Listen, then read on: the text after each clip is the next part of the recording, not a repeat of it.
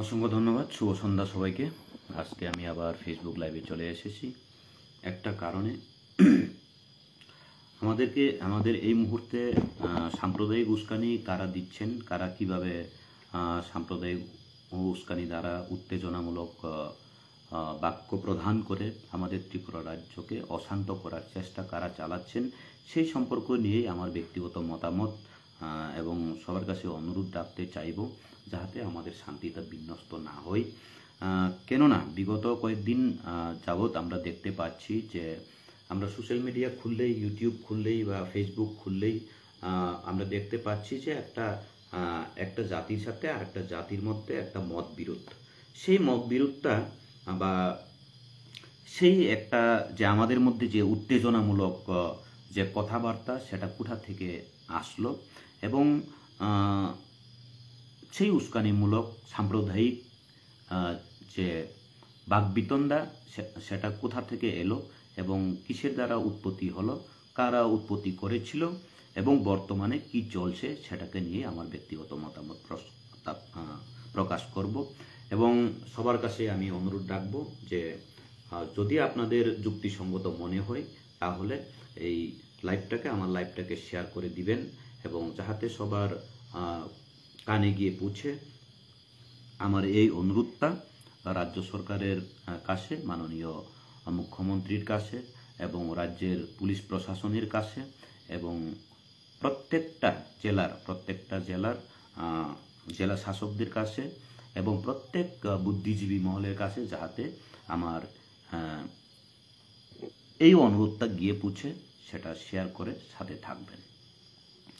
প্রথমেই আসি, এখন বর্তমানে দেখছি আমরা যে সাম্প্রদায়িক যে একটা উস্কানিমূলক কারা তৈরি করেছিল এবং আমরা এখন সোশ্যাল মিডিয়া খুললেই দেখি এক জাতির তিপ্রাসা বাঙালিদেরকে বকাবকি করছে এবং বাঙালি জাতিরা তিপ্রাসাদেরকে বকাবকি করছে এবং শুধু উত্তেজনামূলক বাক্যই আদান প্রদান হচ্ছে এক তরফ থেকে দ্বিতীয় তরফ থেকে এক তরফে। সেটা বন্ধ হওয়া উচিত এবং রাজ্য সরকার, আমাদের পুলিশ প্রশাসন, আমাদের যে এসবি ব্রাঞ্চ, সিভিল ব্রাঞ্চ নতুবা যারা গোয়েন্দা বিভাগের তরফ থেকে নিরপেক্ষভাবে সেটাকে তদন্ত করে উপযুক্ত শাস্তি দেওয়া অতি প্রয়োজন। এবং আজকে আমি কয়েকটা তথ্য তুলে ধরব, প্রমাণ ছাড়া আমি কথা বলবো না, প্রমাণ দিয়েই কয়েকটা তথ্য তুলে ধরবো। পরবর্তীতে আমি বলতে এইসব ব্যাপারটাকে নিয়ে আপনাদের সাথেও আলোচনা করব এইসব ব্যাপারটাকে নিয়ে। তো দেখছি কয়েকদিন আগে যখন লাঠিয়াল বাহিনী নিয়ে অ্যাকচুয়ালি আগরতলাকার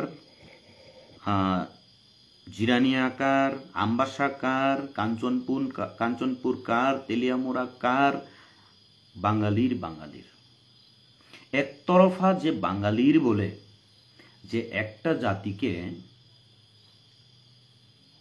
জাতির কথা বলে যে সাম্প্রদায়িক যে উত্তেজনামূলক স্লোগান কারা তুলেছিল সেটাকে ব্যাখ্যা করুন প্রথমে। আর এর মধ্যে দেখছি এই মুহূর্তে ওই যে সাম্প্রদায়িক সুরসুরিটাকে মদত দিচ্ছেন আমাদের ত্রিপুরা রাজ্যের কিছু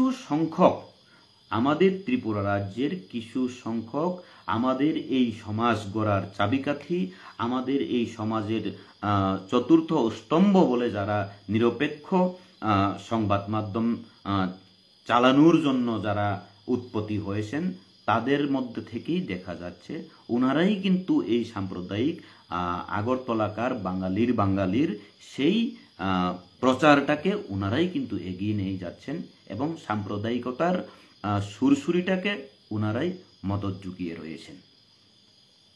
নিরপেক্ষ সমাচার প্রদান না করে এক পক্ষকেই দোষারোপ করার ফলে আমাদের আজকে এই ত্রিপুরা রাজ্যের এই একটা উত্তেজনামূলক যে সৃষ্টি হয়েছে। কারণ যখন গৌরাঙ্গবাবুদের দল লাঠিয়াল বাহিনী নিয়ে আগরতলার মতো জায়গাতে আগরতলার মতো জায়গা, জনমিশ্রিত জায়গা, সেখানে সর্বজাতির লোকেরাই বাস করেন, সেখানে বাঙালি জাতির লোকেরা বাস করেন, সেখানে তিপ্রা জাতিদের লোকেরা বাস করেন, সেখানে হিন্দু, মুসলিম, বুদ্ধিস্ট, শিখ, জৈন সর্বধর্মের লোকেরাই, খ্রিস্টান সর্বধর্মের লোকেরাই সেখানে বসবাস করেন। কিন্তু কি করে বলতে পারলেন যে গৌরাঙ্গবাবু ওদের দলের তরফ থেকে যে আগরতলা কার, বাঙালির বলে, সেটা কেন বলতে পারলেন? সেই প্রশ্নটা আমি কোনো একটা বাংলা নিউজ চ্যানেলদেরকে জিজ্ঞেস করতে দেখেনি।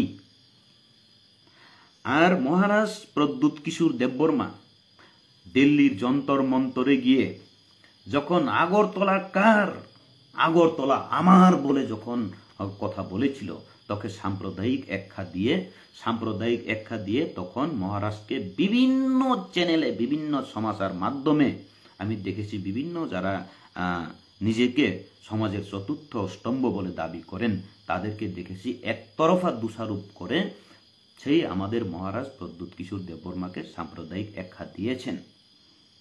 কিন্তু আমি বলতে চাই, যদি সমাজের সুস্থতা কামনা করেন, সমাজকে গড়ার জন্য আপনাদের যদি ইচ্ছা থাকে, তাহলে একতরফা যুক্তি প্রকাশ করবেন না, একতরফা সমাচার এইভাবে প্রকাশ করবেন না। আমার অনুরোধ। মহারাজ কি কারণে, কোন কথার ভিত্তি করে যে দিল্লির যন্তর মন্তরে গিয়ে উনি আগরতলা আমার বলেছিল, সেটাকে প্রথম যাচাই করুন, সেই সংবাদটাকে প্রথম প্রচার করুন। গৌরাঙ্গ বাবুরা আগরতলার মতো জায়গাতে লাঠিয়াল বাহিনী নিয়ে, ইউনিফর্ম পরিধানকারী লোকদেরকে নিয়ে আগরতলা কার, কাঞ্চনপুর কার এবং তেলিয়ামুড়া কার এবং বিভিন্ন জায়গা কার বলে যারা দাবি করেছেন, আমবাসা কার বলে যারা দাবি করেছেন, ওরা কিভাবে বলতে পারে যে শুধুমাত্র বাঙালি জাতি, বাঙালিদেরই যে আগরতলা, বাঙালি জাতিরই শুধু যে কাঞ্চনপুর, বাঙালি জাতিরই শুধু যে বিভিন্ন জায়গার নাম যে বলেছিল, সেটা কি করে হয় তাদের, সেই ব্যাপারে কখনো ওনারা বিশ্লেষণও করেন নাই এবং সেই সংবাদটাকে প্রচারও করেন নাই। তাহলে আমি বলতে চাই যে গৌরাঙ্গ বাবুরা যেই বলেছিল যে আগরতলাকার বাঙালির, উনি কোন যুক্তিতে বলেছেন যে আগরতলা শুধু বাঙালির? আগরতলা কেন বাঙালির হবে? আর মহারাজ যখন বলেছিল আগরতলা আমার, মহারাজ যখন বলেছিল, তা আগরতলাকার যখন মহারাজ আমার বলেছিল, সেই যুক্তিটা আমি একটু খতিয়ে দেখি, আপনারাও একটু খতিয়ে দেখবেন। গৌরাঙ্গবাবু কি করে বলতে পারেন যে আগরতলা বাঙালির? গৌরাঙ্গবাবু কিভাবে বলতে পারেন যে কাঞ্চনপুর বাঙালির? শুধু বাঙালির কেন হবে? কাঞ্চনপুরেতে রিয়াং সম্প্রদায়ের লোকেরা থাকে, দাস সম্প্রদায়ের লোকেরা থাকে, দেবনাথ সম্প্রদায়ের লোকেরা থাকে, সেখানে অনেক জাতির বসবাস, মিশ্র বসবাস, সেখানে দাল্লং সম্প্রদায়ের লোকেরাও আসে, চড়ই সম্প্রদায়ের লোকেরাও আসে, হালাম সম্প্রদায়ের লোকেরাও বসবাস করে, সেখানে অনেক সম্প্রদায়ের লোকেরাই বাস করে। তাহলে আমি বলতে চাই, আজকে যদি গৌরাঙ্গবাবু যদি বলেন ওনার বাপদাদার কোনো কৃতিত্ব নেই এই ত্রিপুরা রাজ্যে, কিন্তু মহারাজ যদি বলে গৌরাঙ্গবাবুদের, আমরা বাঙালিদের যে বক্তব্য অনুসারে ওনার পরিপ্রেক্ষিতে মহারাজ যে বলেছিল, মহারাজ যে দাবি করেছিল আগরতলা আমার, কাঞ্চনপুর আমার, সেই যুক্তিটা যদি আমরা একটু সেই যুক্তিটাকে যদি একটু আমরা বিশ্লেষণ করি, তাহলে কিছুটা হলেও কিন্তু পাওয়া যায় সেখানে। কেননা ভারত স্বাধীন যখন হয়েছিল, ত্রিপুরা রাজ্য ভারতের সাথে সংযুক্ত হয়নি। ত্রিপুরা রাজ্য একটা দেশ ছিল, একটা রাষ্ট্র ছিল। আর গৌরাঙ্গবাবুরা ইতিহাসকে বিকৃত করতে চায়। গৌরাঙ্গবাবুরা ইতিহাসকে বারংবার বিকৃত করে ওনারা প্রচার চালিয়ে যায়। গৌরাঙ্গবাবুরা বারংবার ইতিহাসকে বিকৃত করে যারা সম্প্রচার করে চালিয়ে যাচ্ছেন, তার সম্পর্কে তো দেখি ওই নিরপেক্ষবাদীরা, যুক্তিবাদীরা এসে কথা বলেনি। আমাকে একটা দেখান, একটা প্রমাণ দেখান যে গৌরাঙ্গ বাবুর বাপদাদারা ত্রিপুরা রাজ্যের সাথে ভারত স্বাধীনতা হওয়ার পর ভারতের সাথে সংযুক্ত হওয়ার সময় একটা কৃতিত্ব দেখান। হ্যাঁ, মহারাজ তো বলতেই পারেন, কাঞ্চনপুর মহারাজের বলতেই পারেন, কারণ সে সেই রাজ পরিবারের একটা অংশ। উনি যদি না করলেও ওনার বাপদাদারা করেছিলেন।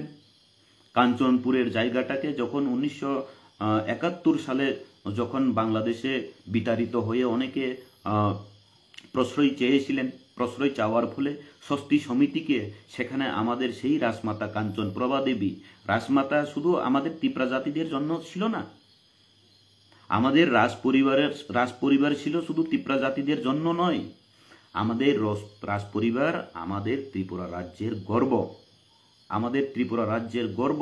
যারা ত্রিপুরাবাসী সবাই রাজপরিবারকে স্বীকার করেন এবং রাজপরিবারের কৃতিত্বকে ওনারা মানেন। হ্যাঁ, সেই রাজপরিবারের রাজমাতা কাঞ্চন প্রভা দেবী সেখানে কাঞ্চনপুরের ষষ্ঠী সমিতিকে জায়গা দান করেছিল, মাথাগুচ্ছ জায়গা দান করেছিল। তাহলে কেন মহারাজ বলতে পারবেন না যে কাঞ্চনপুর আমার বলে? উনার না হলেও তো উনার বাপদাদার ছিল, এবং মহারাজ সেই কথা বলার কোনো প্রয়োজনই ছিল না। যদি যদি ওই গৌরাঙ্গ বাবুরা, গীতাঞ্জলি মহোদয়ারা যদি এই কথা না বলতো, শুধু আগরতলা বাঙালির, কাঞ্চনপুর শুধু বাঙালির যদি একতরফা না বলতো, মহারাজ কোনো দিন বলতেন না আমাদের মহারাজ প্রদ্যুৎ কিশোর দেববর্মন। ওই পরিপ্রেক্ষিতে বলেছিল, কিন্তু সেটাকে উল্টোভাবে ঘুরিয়ে এক পক্ষ সংবাদ মাধ্যমরা চালিয়ে উস্কানির মদত জুগিয়েছেন। আজকের দিনেও দেখেছি, আজকের দিনেও দেখতে পাই যে একতরফা নিউজ চালিয়ে যাচ্ছেন। বিগত কয়েকদিন আগে আমি দেখেছি যে আমবাসার মতো জায়গাতে গৌরাঙ্গ রুদ্রপাল বাবুরা এসে এখানেও একটা উত্তেজিত সৃষ্টি করার চেষ্টা করেছে। আমাকে আমবাসার একজন ব্যক্তি, উনি নাম প্রকাশ করতে বারণ করেছেন, আমার খুব ভালো বন্ধু, একজন বাঙালি হয়ে আমাদের ভারতীয়, আমাদের ত্রিপুরা রাজ্যের পুরাতনবাসী, আমার একজন ভালো বাঙালি বন্ধু আমাকে ছবি পাঠিয়েছেন, এবং আমি দেখতেও পেরেছি যে আমার ফেসবুক পেজে দেওয়া আছে। আপনারা দেখবেন, প্রচার করবেন, বিবেচনা করবেন যে বিগত কয়েকদিন আগে গৌরাঙ্গ রুদ্রপালরা আমরা বাঙালির ঐক্য বলে এখানে এসে আমরা বাঙালি দলে প্রায় 40 জনকে যোগদান করিয়েছেন। সেই যোগদান যেখানে করিয়েছিল, সেই যোগদানকারীদের মধ্যে আমি দেখেছি যে আমবাসাবাসীরা প্রায় লোকেরাই জানেন যে সেখানে 13 পরিবারের একটা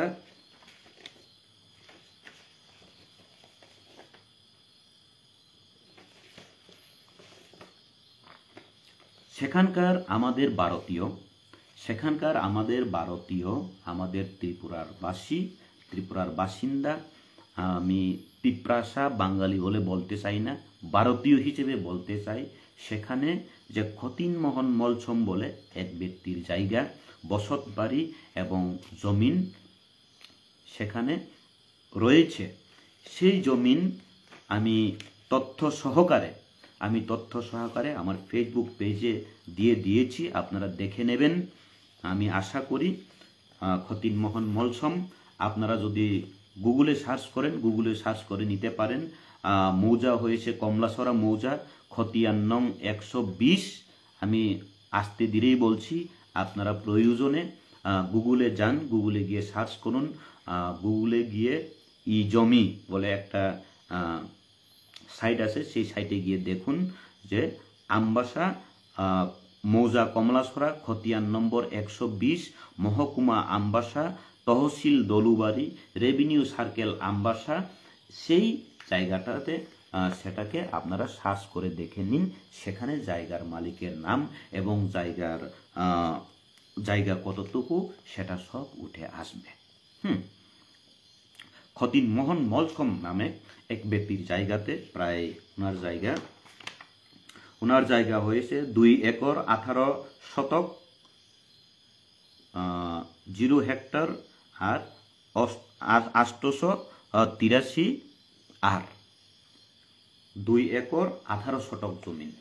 সেই জমিনে সেই খতিনমোহন মলসমের বৈধ জমিতে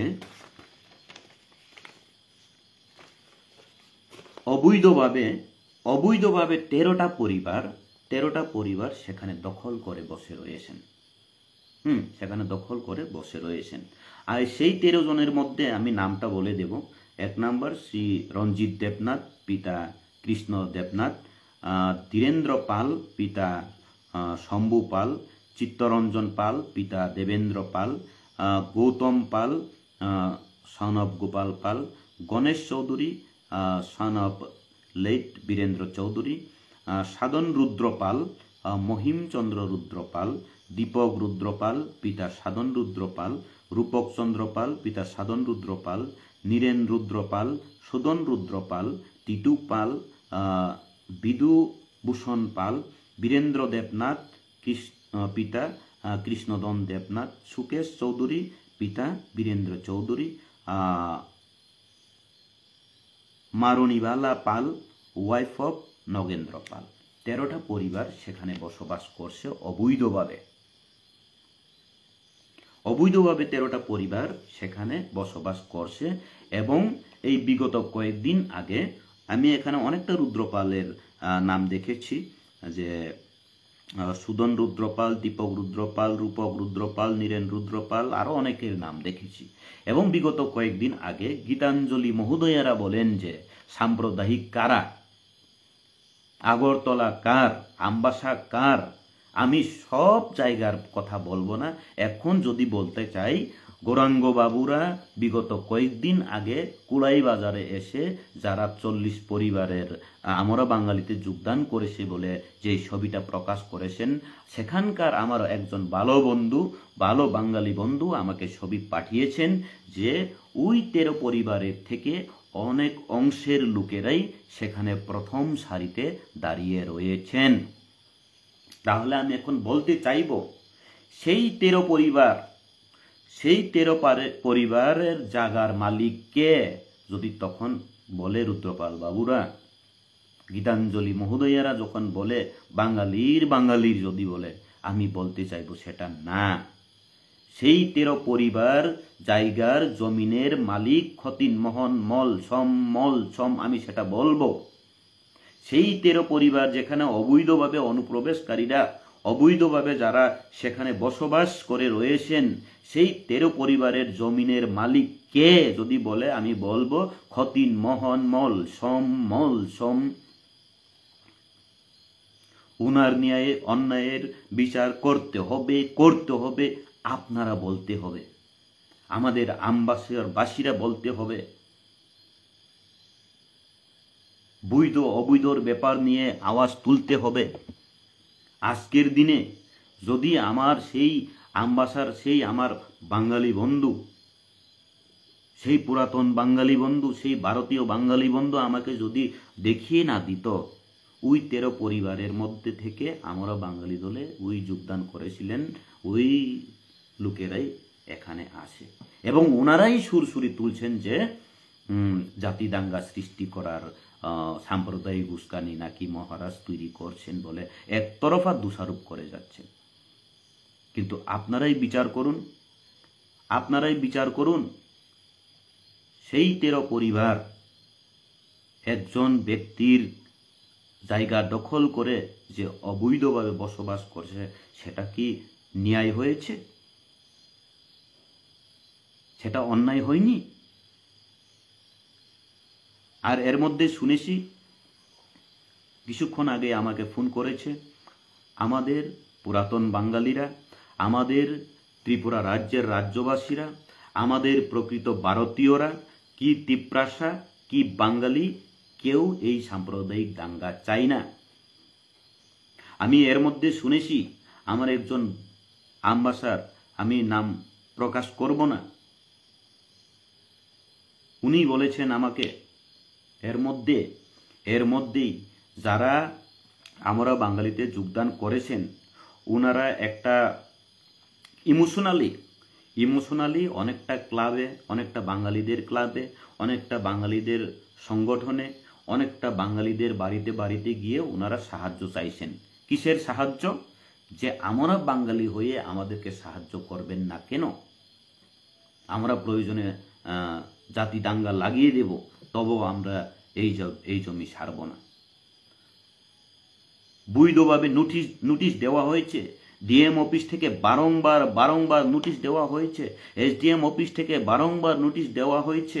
সেই জায়গাটাকে যারা বৈধ মালিক খতিন মোহন মলসম, সেই বৈধ মালিক খতিন মোহন মলসমকে ওনার জায়গায় ফিরিয়ে দেওয়া হোক বলে নোটিশ দেওয়া হয়েছিল, তবেও ওনাদের টনক নড়েনি।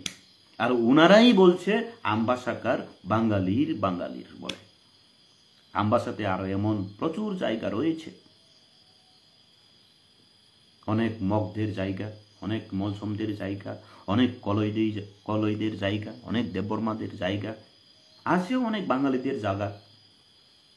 কিন্তু এতদিন তো এমন ছিল না, মতভেদ ছিল না।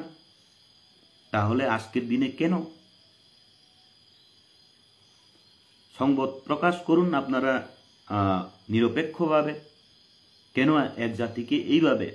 আমি প্রমাণ সহকারে দিয়েছি, আপনারা প্রচুর করে প্রচার করবেন। প্রমাণ সহকারে আমি দিয়েছি। আপনাদের সৎসাহস থাকলে ভারতীয়দের হয়ে কি বাঙালি কি তিপ্রাসা আপনারা আন্দোলনে ঝাঁপিয়ে পড়ুন, ন্যায় বিচার দিন সেই খতিন মোহন মলসমকে। বৃদ্ধ সেই খতিন মোহন মলসম, ওনার এক সন্তান ছিল, মারা গিয়েছেন। কি কারণে মারা গিয়েছেন সেটা তো আমরা সঠিক জানতে পারি নাই।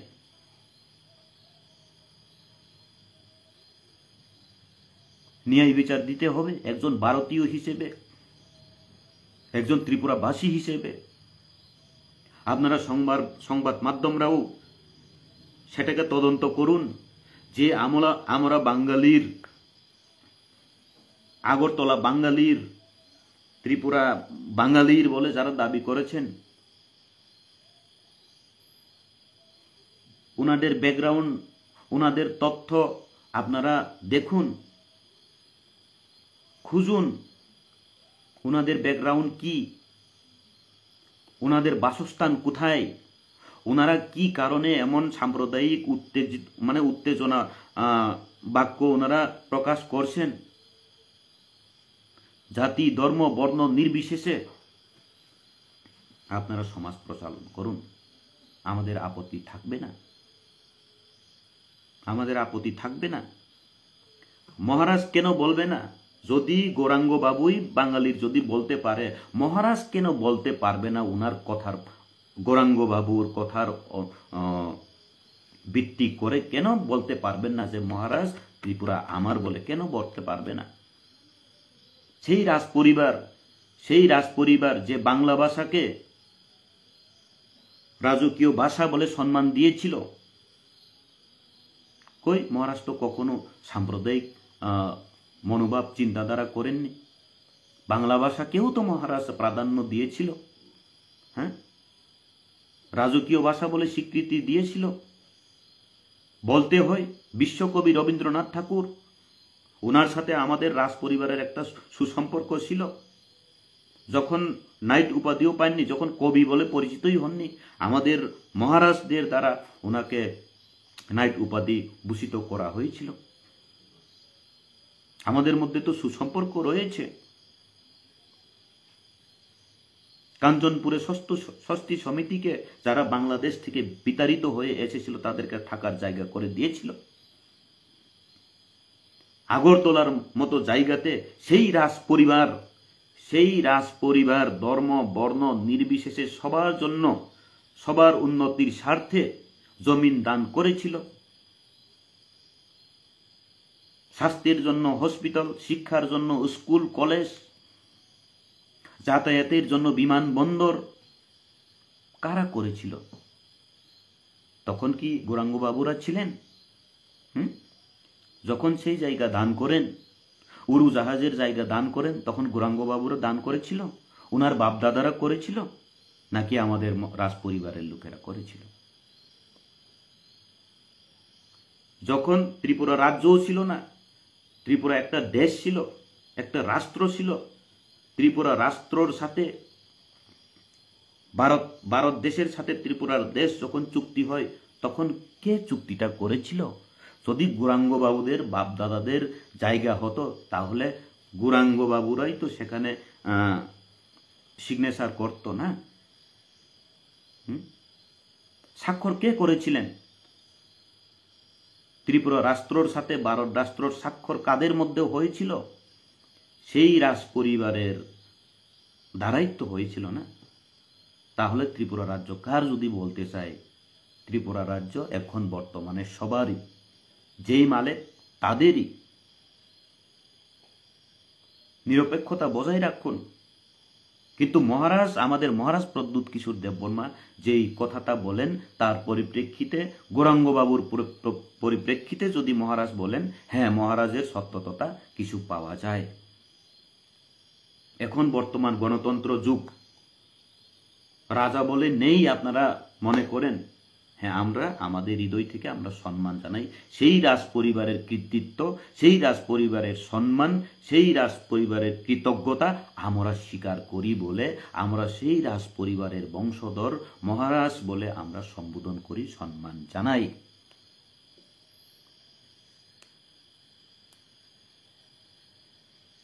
কেননা আমি আমার কথাই বলবো, আমার নাম বিষ্ণু দেববর্মা পাড়া। এখন যদি বলি বিষ্ণু দেববর্মা পাড়া কার, আমি বলতে পারি না এখন বিষ্ণু দেববর্মা পাড়া আমার। পাড়াটা আমার বলতে পারবো আমি, হ্যাঁ আমার বাবার পাড়া, বিষ্ণু দেববর্মা পাড়া আমার গ্রামের নাম।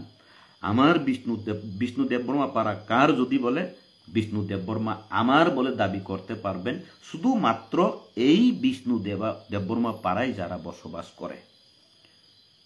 শুধু আমি বলতে পারি না, আমার এই গ্রামে যারা বসবাস করেন, আমাদের এই বিষ্ণু দেববর্মা পাড়ায় যারা বসবাস করেন, সবাই বিষ্ণু দেববর্মা পাড়া কার বললে আমরা এই পাড়ার লোক সবাই উঠে দাঁড়িয়ে বলবো বিষ্ণু দেববর্মা পাড়া আমাদের, আমাদের বলবো।